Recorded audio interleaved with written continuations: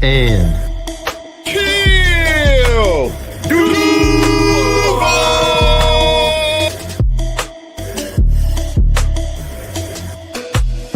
know what it is, man. You're locked in the Third and Teal where they keep it real. And if you don't know, you're going to learn today. Third and Teal, baby, and I'm out. Let's go. Third and Teal. Baby. How's everybody doing?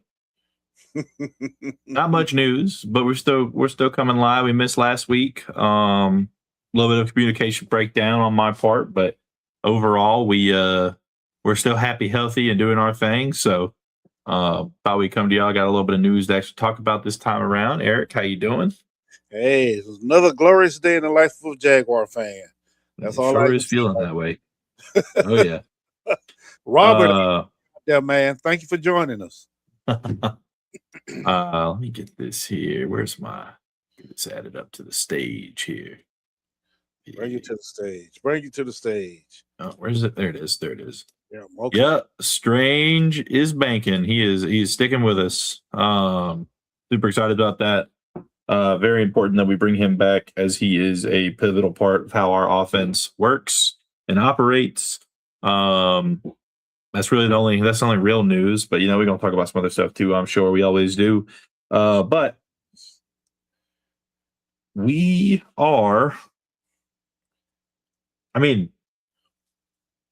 we're making moves. We're signing guys. We're not waiting until the very end of their contract and letting them play through the entire thing. And yeah, I mean, cheap deal too. 3 years, $25 million guaranteed, $48 million if he's like freaking Gronkowski. You know what I mean? Like, I think that's what people miss out on. It's like these guarantees aren't normally like, oh, you're gonna get $5 million if you get 100 yards on the season.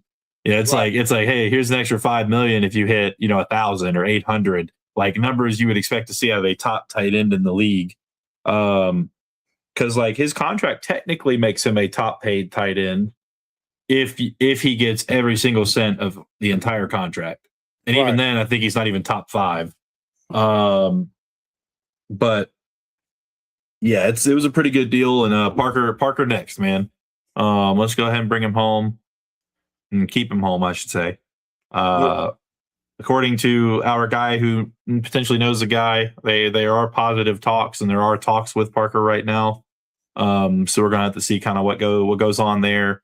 But yeah, no, I mean, bringing back Strange, if we could bring back Parker, could be looking real good for us for the next couple of years till that 2030 mark when a lot of these guys are gonna be booking out of here. But yeah, how are you feeling about the Brenton Strange deal, Eric? I'm loving the Brenton Strange deal, man. I really am. I think signing him now is a smart move, especially with you see what Pitts got down in Atlanta. Yeah, that makes this deal real cheap. And Beatrice, welcome to the show. And it also helps solidify that tight end room. We just drafted them 2 young guys, so they can watch and learn from Brenton how things are supposed to be done. As far as culture-wise and game preparation.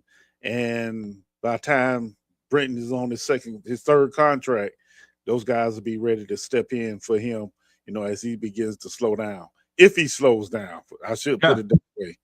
Absolutely. But it just helps solidify that tight end room, which is an area we won't really have to worry about anytime soon. Yeah. If it's not under 17, Cameron might be. I mean, they do play similar, I would say. I think Cameron is a little bit bigger. And he looks good in practice, man. But I mean, I'd have to take I'd have to see a little more out of him actually in the season before I start saying stuff like that. But I don't think they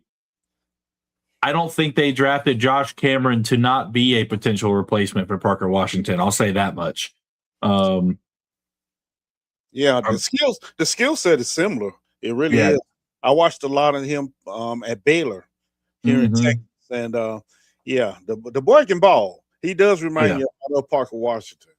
Especially with contested catches and running after the ball. Yeah, he reminds you of him a whole lot. Yeah, it is return game experience too. Like it's I heard CJ Williams looks all right in camp too. Of course he's probably going to be our last wide receiver on the roster.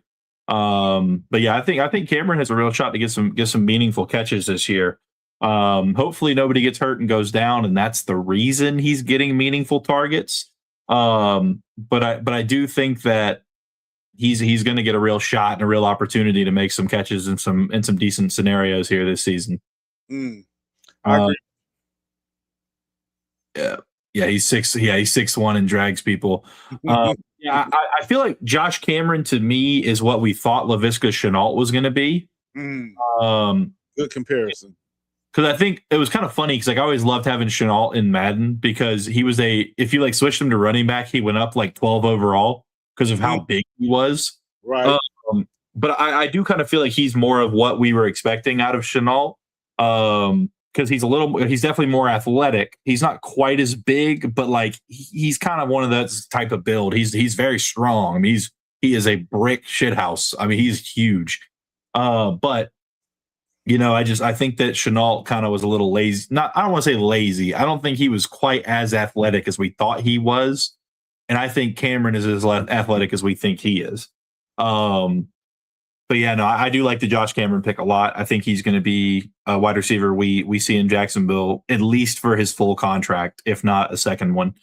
But yeah, I'm pretty excited. I think with the Strange back to that, and how you mentioned it kind of shores up our tight end room.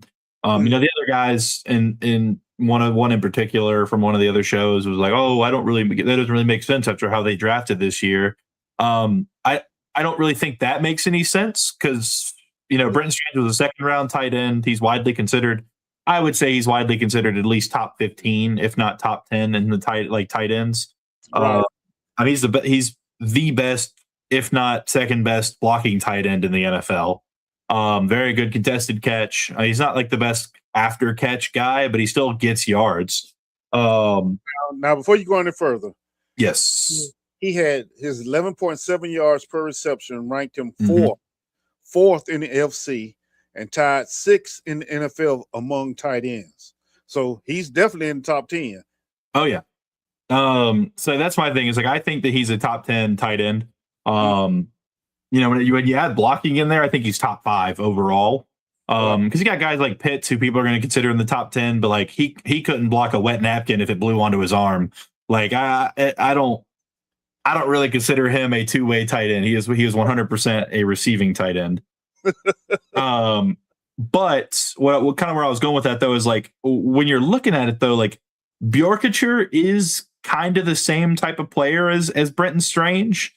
But I think he is more of a blocker. In his current, if you considered him where there's a slider, it's 50-50 for catching and blocking.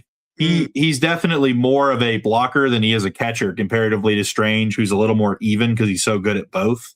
But Bjorkacher is 2 or 3 inches taller. Also Koziel, we drafted him the 5th round, 6th round. He's going to be our tight end 3, but at the same time, he's going to be a situational tight end 3. Yeah, he did not drop anything. And I think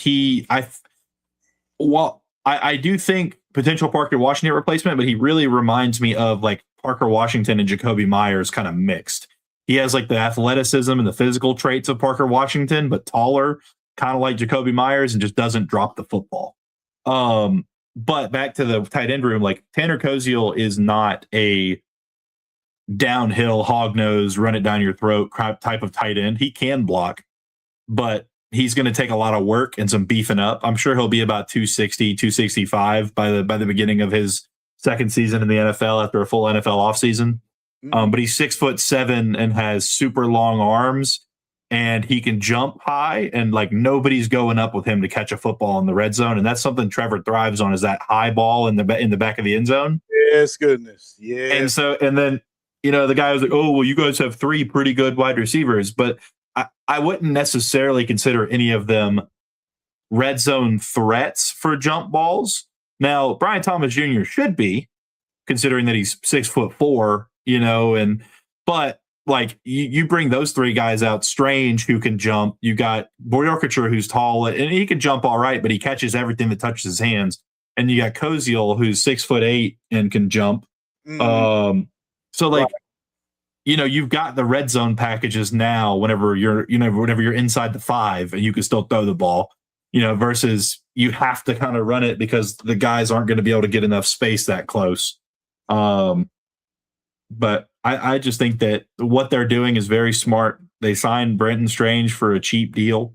Now, if they'd have paid him like guaranteed 17 to 20 a season, okay, yeah, we'd have been having a different conversation right now, and I'd have been telling you, okay, maybe Jimmy Stones isn't quite where we think he is. But at guaranteed $12 million. Okay. Now go ahead. I was going to ask what was the guaranteed money. Yeah, so the guaranteed money is $25 million over 3 seasons, and so what is that? 8.33 million guaranteed. He'll probably get 35 to 40 million of the 48 if I had to guess, as long as he stays healthy, I would say. But he's locked up because we still haven't locked up through this season, of course. We haven't locked up through 29 now. And so that just gives Bjork, who, again, Bjorkacher is a developmental player who didn't get a lot of touches in college. Like, that gives us time to not be like, hey, after next year, you're just going to be the guy. Like, he gets to work out with, sit behind Brenton, work together. That's a solid tight end room that now we know those 3 guys. As long as they all turn out to be at least halfway decent, those are 3 guys that are going to be together, and we don't have to touch this wide receiver room again. Yeah, that's wide receivers. Geez, this tight end room again, really. I mean, we really don't, as long as, those 3 pan out how we think they're going to for the next 3 to 4 years. It's like 5'10" Washington has to jump 40 inches to catch Trevor Ball. Yeah. Yeah. So that's something that I think is kind of blown out of proportion, is like, oh, well, a lot of people are like, oh, Gladstone, blah, blah, blah. He needs to this, that, and the other. Like, let it play out, guys. One thing that's not happening in the Jaguars building right now is Jimmy Gladstone making decisions without anybody else in the room. That's not happening. Him and Tony, him and Cohen, Tony and Cohen. They are all 3 in a room making these decisions together. He's not just like the shadow GM sitting behind a desk while everybody else is out on the practice field making calls and trading players in the middle of the practice. They're making these decisions together in a unified front, and that could potentially be why we've lost out on some players we tried to go for, is because they're trying to make sure they all 3 come to a decision, and another team just gives up more than what we're willing to in the meantime. Right. Having to jump, because have you ever thought about you're planning on him catching the ball at the highest point instead of waiting for the ball to come down? Well, that's the ideal catch, Robert. I mean, Duval, that is what they're supposed to do, catch it at the highest point.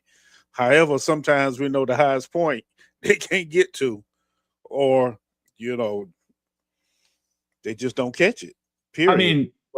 Duval, go ahead, Eric. The way they're taught is to catch it at the highest point. But then again, that comes with timing and repetition. And we know Trevor throws some fastballs in the end zone, and they be high and hot. Yes, that's what I was about to say. Is like we can't, as much as we love Trevor, we can't sit here and act like he does not throw a high football in the red zone.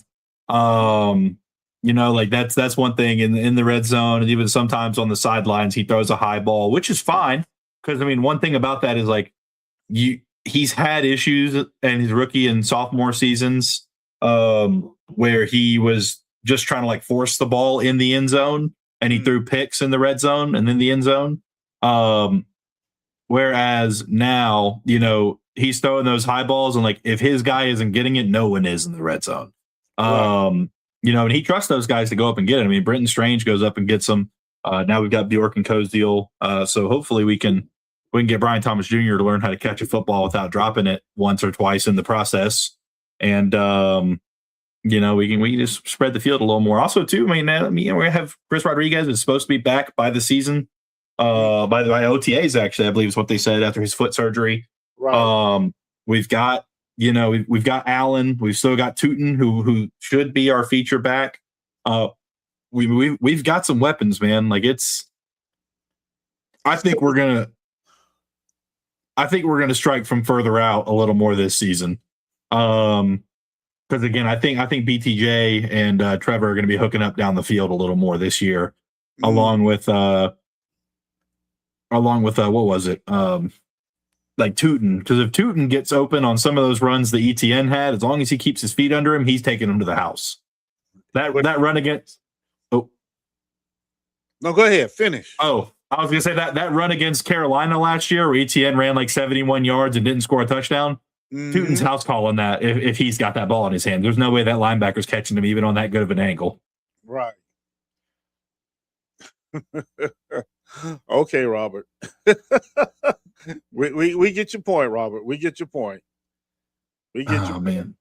But yeah, man. I mean, I don't know. I've got a good outlook on the offseason. I think that the coaching staff, the players, it seems like all the new guys are putting up numbers and stuff, and they're having a good time in camp. They've got nothing but good things to say about the vets that are in their rooms, respectively.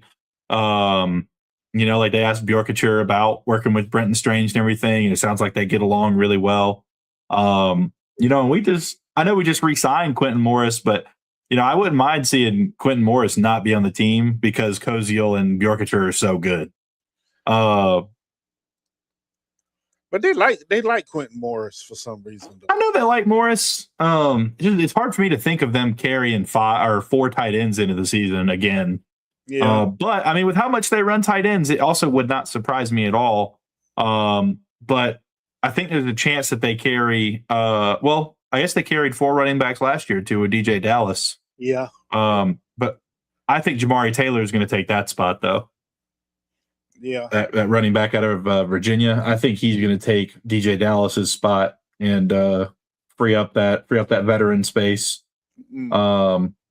But man, I mean, we got a good problem to have, man. I think people are sleeping on our offseason and on our our undrafted free agents and stuff like that.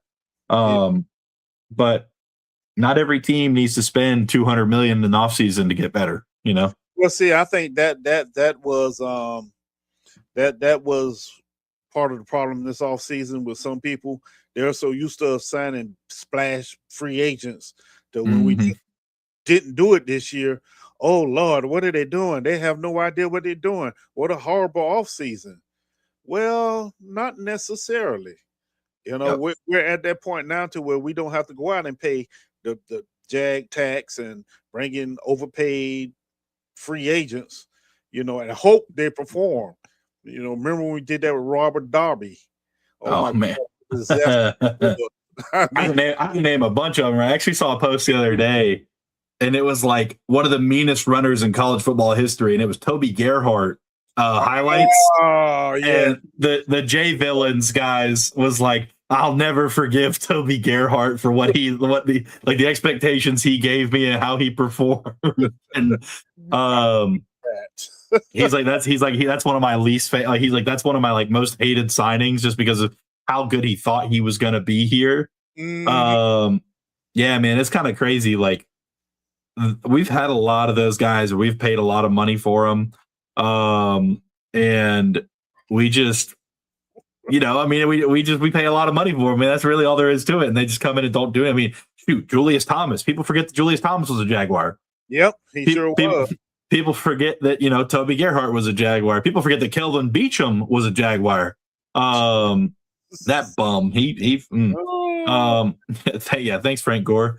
But there's a whole bunch of Andre Rison. Rison. Yep. Yeah, that's before a lot of y'all time. I'm sorry. Yeah, there's been a lot. I mean, even just like recent history, Andrew Norwell. Yes. Norwell was an all-pro, and then he comes to Jacksonville and he sucks. The one with Brandon Sheriff. I'll forever love Brandon Sheriff for how he stuck up for Trevor. But Brandon Sheriff, I mean, he was an all-pro, and really, I mean, he was battling core injuries his whole time here. Yeah. It's like we get these guys in who are supposed to be superstars, and we pay all this money for them. Now we're letting other people do that, like the Titans.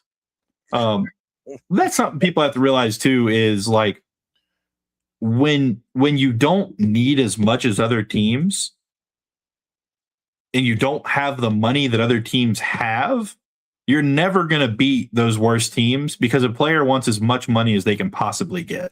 Mm-hmm. At the end of the day, they've realized that a lot of players have realized that winning a Super Bowl is less important than making as much money as they possibly can while they're in the NFL. Right. I wholeheartedly believe that with the way that some of these people sign with different teams. Like, so you're not signing with the Titans to win a Super Bowl.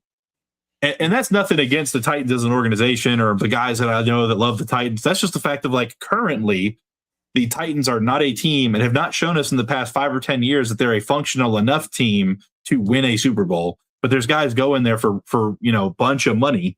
The Raiders, guys are signing huge contracts with the Raiders. Right. It's like there's different teams that have never shown us that they're one of those teams that are going to do that. And they're signing these big, so we need a safety or we need a corner, or we need this. Like, we're not going to go out there and dump $40 million we don't have into a guy just to beat out some other person who has more money than us to spend. Exactly. You hit it right on the head. You hit it right. Those times are over.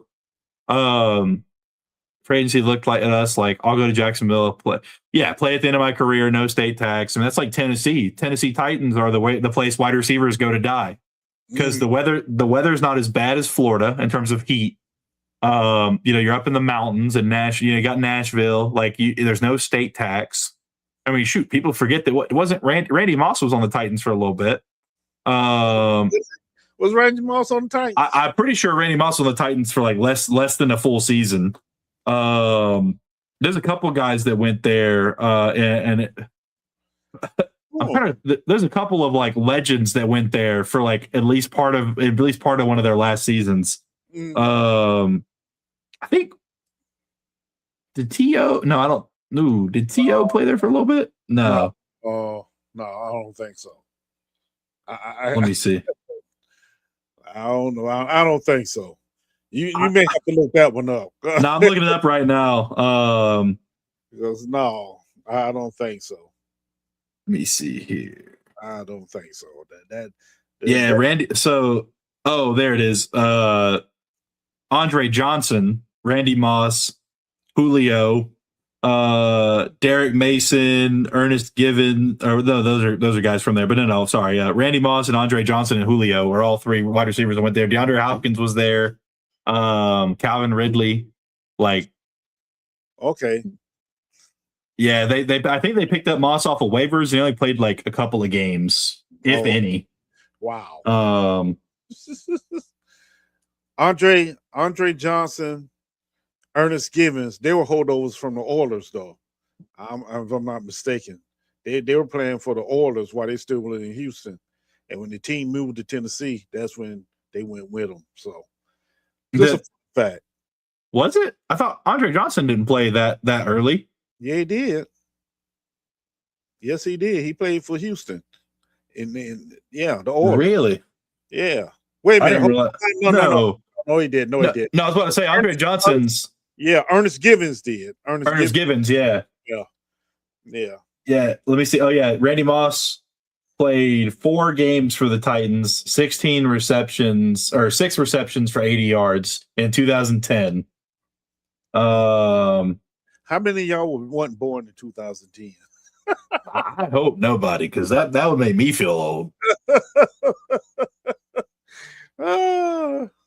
Wow. Yeah, because Johnson did play for the Texans though for most of his career. Yeah, he did. And then I think he went there for like a season or two after.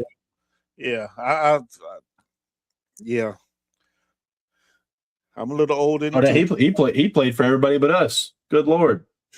He played for Houston from 2003, so the year after their inaugural season, to 2014. Then he played in Indy for a season. Then he played in Tennessee for a season. I guess we didn't want him for that last season. Nah, that was 2017. That was our big run. So yeah. That's crazy. Yeah, because 2017, that's when we went and drafted Hearns, and we had who else did we have out there? Hearns. 2017 would have been Allen Robinson, Allen Hearns, Marquise Lee. Yeah. We had D.D. Westbrook, Yeah. and there's one more. Dang it, I can't remember his name, but we had one more guy that like wasn't crazy good, but he was one of our players. Much as I But watch him play, I can't think of God dang, boy, I'm getting old. we have a couple though that like in those couple seasons after we had like them for like one season, so I can't remember if it was that season or if it was a different one. But yeah, we had two. That was two. We had TJ Yeldon, Leonard Fournette, and Chris Ivory back there in the backfield. I never understood why we got rid of Yeldon. Yeldon was the perfect third down back. Mm-hmm. Really was. He produced more than the others. And that's who Allen. LaQuinn Allen reminds me of him. Yeah. A little nastier in the pass blocking game, but like that's who because that was the year Allen Robinson tore his ACL, I think in the first or second week of the season against Houston. Mm-hmm. Dang it, what is the other receiver name? He used to make some big plays too, and I cannot think of his name. Let me see. Yeah, I cannot think of his name. I could picture him catching the ball, running, doing returns. I just can't remember his name. Where is it? I'll be honest, rookie year underrated. You know what, Duval TV? I'll be honest. I did not want us to draft Fournette. I really didn't, because of his injury history when he was at LSU. I really did not want us to draft him. Keenan Cole, that's it. Thank you, Keenan Duval. Cole, yeah. Thank you. That's it. I really didn't, but Fournette, he turned out all right for us. He really. That's another one they let walk, which was a head scratcher, but because Keelan Cole was our leading receiver that year. Yeah. Well, Keelan Cole was killing it, man. Yeah, because he had that catch against the Patriots where he went up one-handed between the two guys. And right. Yeah. Yeah. Then, I forgot about a Corey Grant from Auburn, too. We had him. He was a speedster. Yes, sir. Running back. Yep. Yes, sir. Fake punts and all that. Mm-hmm. Yeah. Duval said, I just love how physically he was, but I agree he definitely had injury concerns. Yeah. Yeah. If you go back and watch the game against Pittsburgh, the two games against Pittsburgh in 2017, you see exactly how physical Fournette was. He was asking for the contact. He really was, and they couldn't do anything with him. That's when he started becoming playoff Lenny, as they used to call. Yeah, because we had Mercedes Lewis and James O'Shaughnessy too at the time. Yeah, and old fat man Tommy Bohannon. Mm-hmm.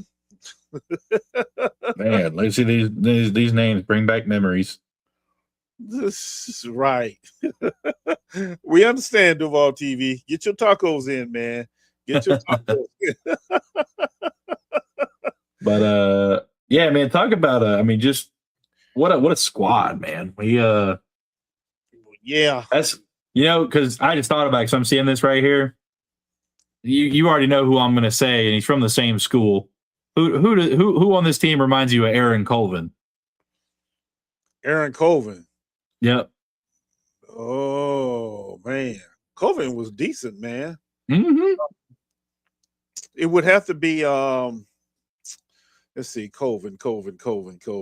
Lewis? He said, he went the same alma mater, man. Oh no, my bad. No, Aaron Colvin didn't go to FSU. My bad. That's my fault. I know. I'm thinking Jarian, but I'm like Jarian. Yeah. No, Jarian. I forgot he didn't go there. But no, yeah, Jarian Jones, man, that's who he reminds me of. He's a little less physical than Colvin was, but he'll still put his body in there and he'll still get tackles. But Colvin was basically a safety that could play nickel, like slash corner. He was more of a star to me than a real like true nickel. But yeah, man, we had some good players, man. And that was when there was just that old, we'll draft them, then after that first contract we'll let them walk, and then we'll draft all over again. I mean, think about it. Blake Bortles at quarterback, which I didn't think Blake was such a bad quarterback. I didn't either. He just didn't have the talent around him. But Blake played his behind off many a days. Mm-hmm. Shooting, he ran too. I mean, this season had 57 carries for 322 yards and 2 touchdowns. Like, yeah, you know, I mean, he's a big boy. He reminded me. I thought he was going to have a career similar to like Big Ben. That's who he reminded me of. That was his comparison coming out of college. He's 6'5", 250. Right. Yeah, he just put his body on the line, man. He was either getting that first down or he was getting that first down. Exactly. Duval TV says Blake was a good quarterback, but for some reason didn't even believe in himself. I mean, I think that's probably because I don't think the team really believed in him. I don't think it was the team more than it was the coaches and the coaching and the head shed. Yeah, I think I meant to say like the organization is what I really meant. But yeah, no, I agree. But yeah, man, Bortles, I don't know, man. I don't think they really. I think they gave him a fair shake to an extent, but like at the same time, they didn't. They got rid of Allen Robinson after he had that ACL injury. Right. That was his favorite wide receiver. I mean, shoot, Allen Robinson had a 1,400-yard season. And he went on to have many more good seasons with the Bears after he left us. Exactly. Yeah, it was. I don't know, man. I don't know. He wasn't the most accurate, and sure, he threw a lot of picks, but I mean, he had it in him. Yeah. You look back at that 2017 team, and you just look at defense and just say, yeah, the defense was going to carry this team. But you have to admit, the offense, for what they were working with, they were efficient enough to win the games, man. Mm-hmm. It was. We had 2017, we didn't have, he didn't have to throw the ball, 600 times. Like his 4,400-yard season back in 2015. Right. Allen Robinson, he had 2 receivers over 1,000 yards. He had Allen Robinson at 1,400 and Allen Hurns at 1,000. And like you come into 2017 regular season and he threw 523, threw 100 less times because he had 3 running backs who could at least take carries. One of them that was considered a top running back that season. Right. Yeah, it's just crazy. Like we've come a long way from that, but at the same time, did I think that Bortles was a franchise quarterback that was going to be with us for 15 years? No. But yeah, I don't feel like they ever gave him enough, really to do much with. Right. Right. I was about to say, when you look at the 2017 team and look at the team we building now, it's a similar comparison if you really want to look at it.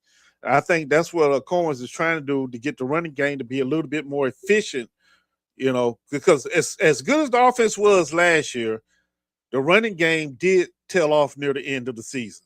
It wasn't as proficient as it should have been or could have been. So I'm thinking that's why they brought in Rodriguez and gonna push Tootin a little harder and Quit Allen, to take some of the pressure off of Trevor. Because if you look at it, offense became really pass happy last year near the end of the season. Mm-hmm. We were throwing the ball a whole lot.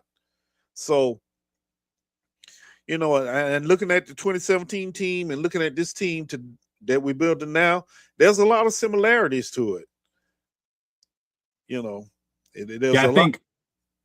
I think the where we lack on defense, we make up for in offensive firepower comparatively to that team. Yeah. I mean, we got more firepower on offense, but we don't have quite the pass rush we had. But it helps when you got Marcel Darius and what was that Jackson in the middle, Malik Jackson. Jackson, yeah. You got 2 wrecking balls in the middle. That helps the DNs get there. And we have blanket coverage from Boye and Ramsey, but don't forget the Calais Campbell. Yeah, Calais Campbell. Oh yeah. Don't forget. But like that's kind of what I'm saying though. It's like we have kind of we got Josh Allen and we got Trayvon. We just need to give them some interior help and stop playing so much damn 15 yards off. And that part right there. I mean, you can't expect these guys. And I know that like our coaches don't expect them to get 20 plus sacks a season with the way we play our defense. But like, people around the league like, oh, they should have more sacks than that. Well, yeah, but we also let people throw it, 5 yards without being contested. Right. So I'd love to see some more bump and run now that we have Travis over there. But I do think that Travis being on defense means he's going to follow number ones. And he's going to be like, it's going to be zone coverage on everywhere else, and he's going to be man up on that number one. Because he can do it. And right. we gonna see. All right, Duval TV got a question. He said, how many years will Trevor Lawrence play in the NFL? And the second part is, will he have his whole career in Jacksonville? Well, go ahead, Isaiah. I think Trevor Lawrence plays in the NFL a minimum of 15 years. Whether he is still a starter in year 14 and 15, I think he will be. I think he can play as long as he wants to, up until, he'll start to trail off towards the end there. Everybody does. But like I think he could have 15 good seasons of strong quarterback play if he can stay healthy. And I think that he could be. I think that he could be in Jacksonville, or he should be in Jacksonville his whole career, as long as there's nothing catastrophic that changes or happens. Something we could see potentially is if Cohen ends up leaving eventually, he could want to follow him. But I think that there's a good chance with the team we're building right now, if we're building what we think we're building, I think Cohen and Trevor could be a quarterback head coach duo in Jacksonville for the next 10 years. Genuinely, I think that there's a good chance James Gladstone, Tony Baselli, and Liam Cohen will be the head shed of this team for the next 10 years. Now, see, you took my answer, because my answer was going to be real simple. Trevor Lawrence can play in the NFL as long as he wants to. Mm-hmm. Pretty much, if he stays healthy, the sky's still the limit. The guy's still learning and growing, man. So he hasn't reached his peak yet. So yeah, I say as long as he wants to, and I hope he stays in Jacksonville his whole career. Yeah. I really do. I hope he's that good.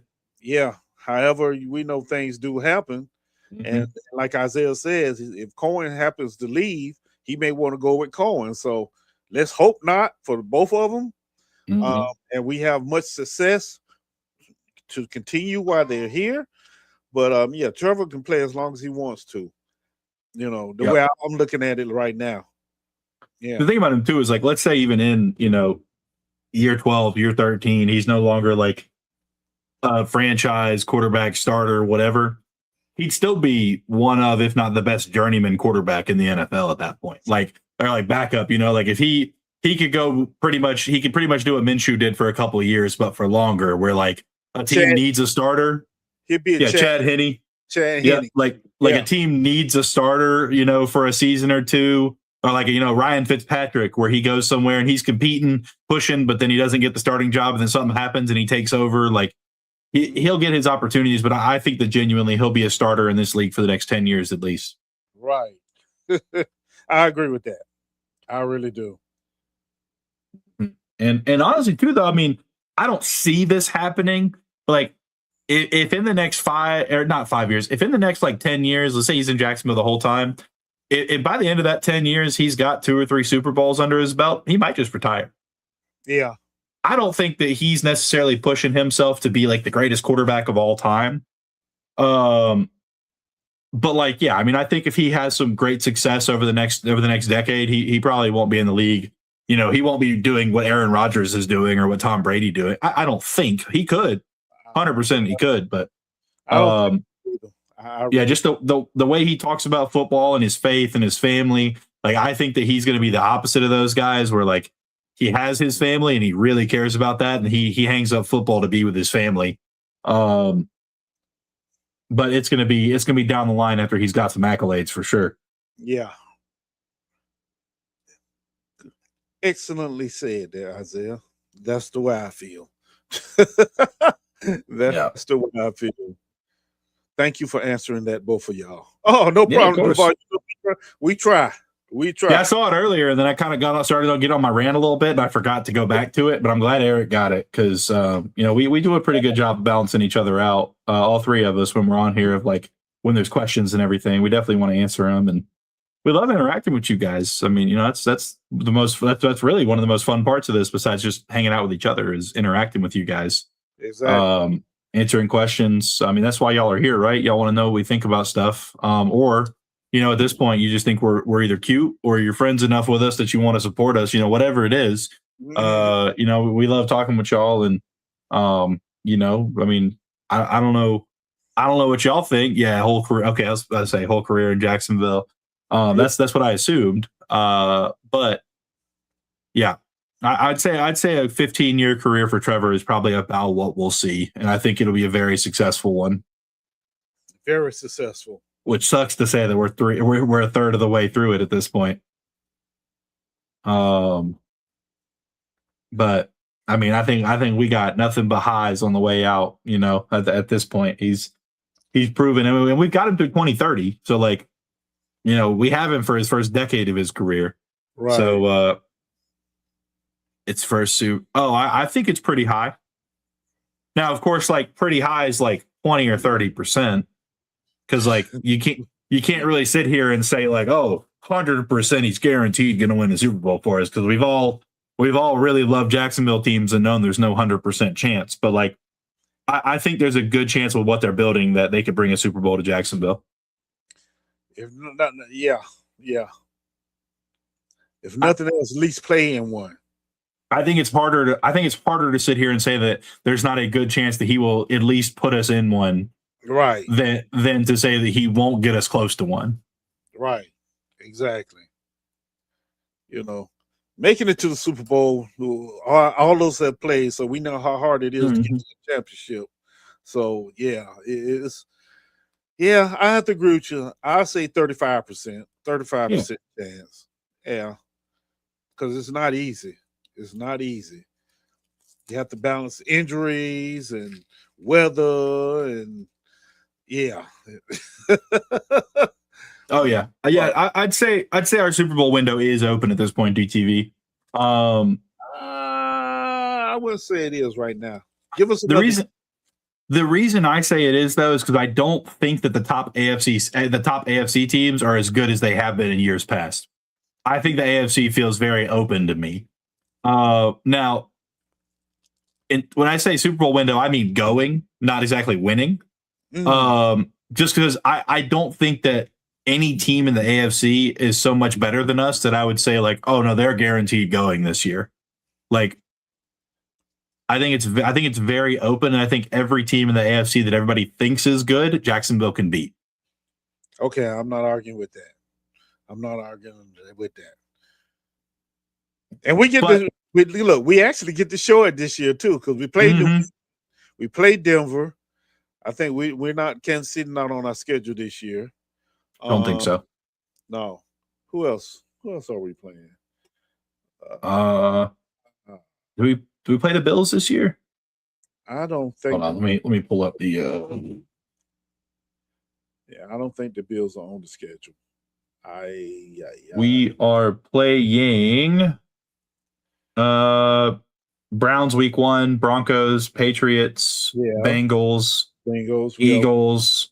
Okay. Of course, we play the Texans, Colts, and Titans twice. Right. Ravens. Okay. And that's really it for the AFC. But we do play the Bears, who a lot of people think is going to be good. That's really it, though. Like, a lot of our other games are not too bad. We play the Steelers, which they're going to be okay. We got Giants. The Steelers, though. We always have the Steelers numbers. Oh, yeah. Yeah. Okay. So, yeah. So I take it back. The window is open. Very much. Yeah. So. I think it is. And I mean, I'd be hard pressed to say that there's a team in the NFC that we can't beat. But I will say that like the Rams and the Seahawks are scary teams to play right now. Right. Now the Seahawks running back situation. What's up, Trevor? Yeah. What's up? Sorry, boys. We're in the middle of 51-36, please. But yeah, I mean, the Rams would be scary to play now that they got Myles Garrett. And such a that offense is still really good, but you know, I like I said for the AFC, I'd be hard pressed to say that there's a team over there we can't beat. Units, 1080 back to Central. All Central units, 1080 back to Central.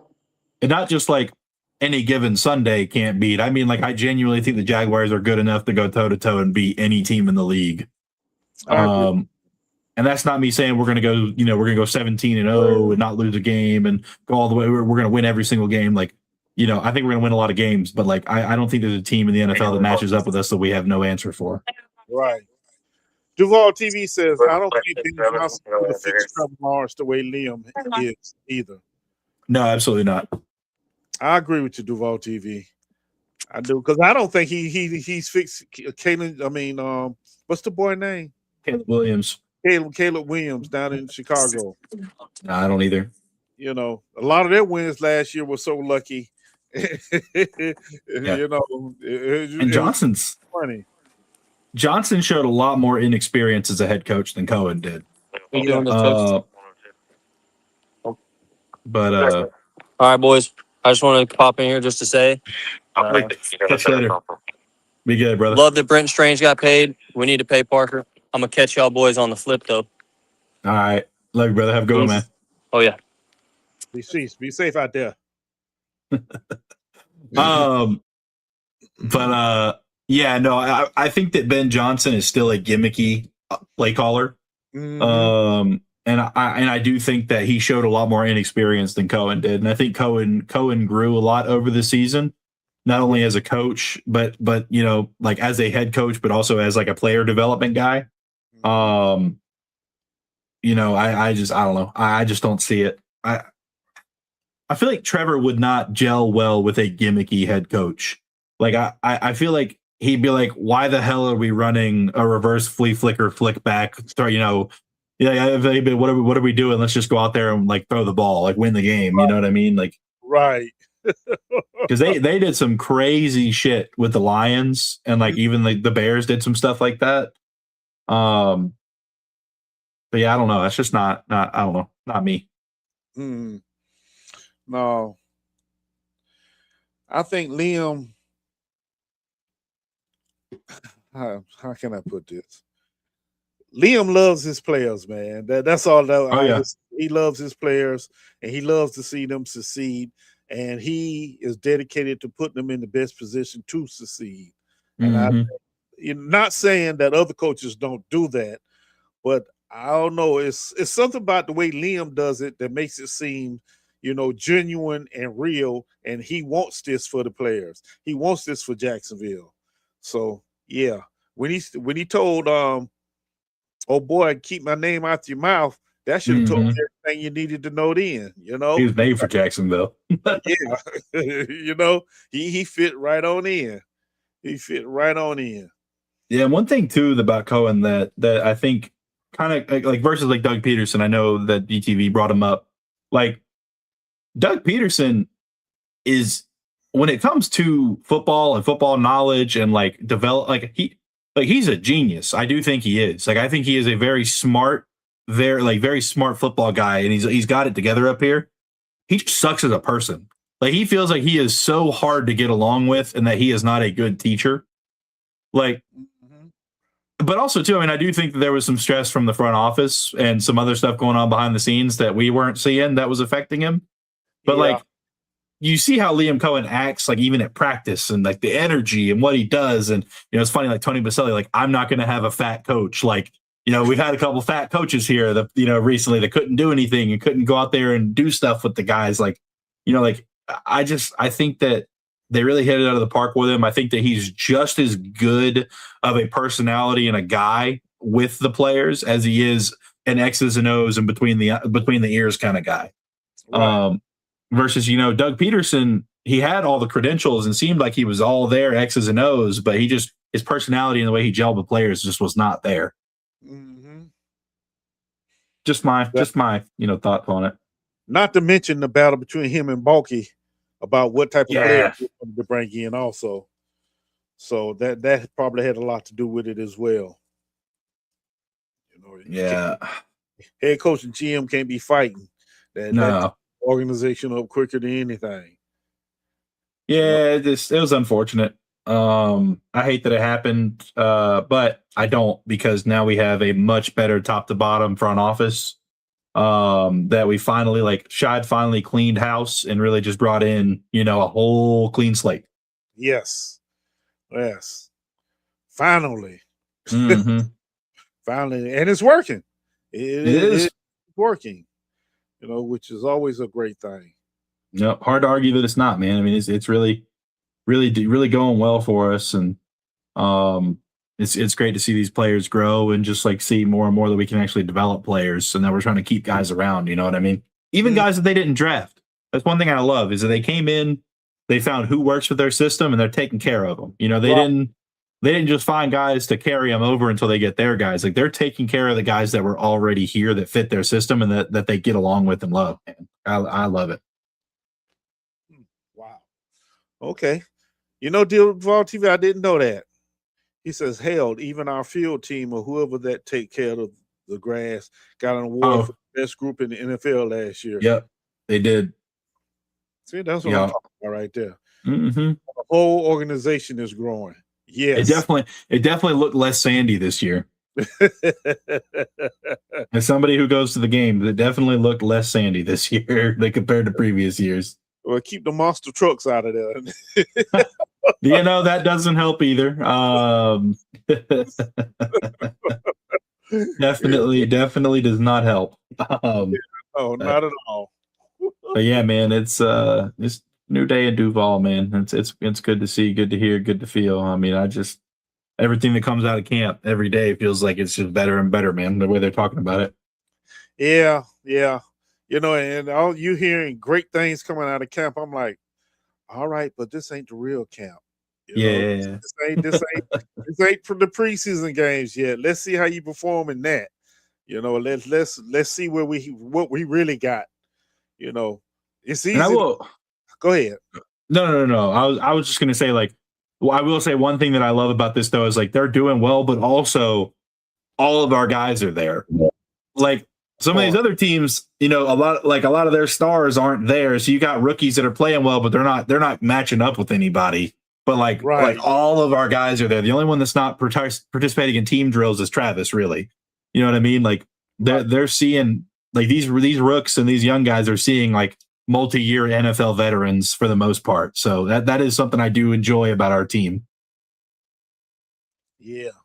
Say Travis ran 22 points something in practice one day. They clocked him. I did see that. Yeah. Yeah. Like, he's, of course, he's running on air right now, but like, yeah, that's crazy fast. Yes. That's crazy. Nobody's gonna run away from him in coverage. That's for dang sure. Yeah, nobody's getting away for sure. That's at all. Oh man, crazy. Bringing in Tony early also is very underrated from outside, but here in Jacksonville, we know how big that was. Absolutely, Duval TV. Yep. You needed somebody like Tony up in that office. We've had really so many great vets that have been willing to work with the organization, and they just haven't done it. Right. Keenan McCardell for years asked to be brought back as a wide receiver coach and to help out the organization, and they just wouldn't do it. So he went to the Vikings. Mm-hmm. Like, you have these guys that are legacy Jaguar players that were really good when they played here, that are like Jaguars legends, and they're asking to come back and help, and you're just like, nah. Check the coaching staff in 2017. Was Keenan McCardell receivers coach then? I don't remember. Let me pull up. Yeah, check that out. Because I know he was a receivers coach a couple of years. Just can't think about when. Yeah. Yeah, Duval TV. Yes, Tony does. He wants it in the worst way. He does. He was receivers coach in 2017. Yeah. Yes. And that's when all the receivers were performing out there with Wazoo. Mm-hmm. Even the guys we didn't think were going to. Mm-hmm. Yeah. Exactly. So yeah, bring him back too. Bring him back because McCardell was a monster, man. People don't realize it. He was that possession receiver that could run away from you sometimes. Yeah. But he's like Jacoby Myers. He wouldn't Mhm. drop it. He definitely would not drop that dang on ball. And him and Jimmy Smith became a great tandem. Oh yeah. Yep. Always. Yeah, it's You're right, Duval TV's Mr. Always Open. Yes, sir. Okay. those. Oh man, I think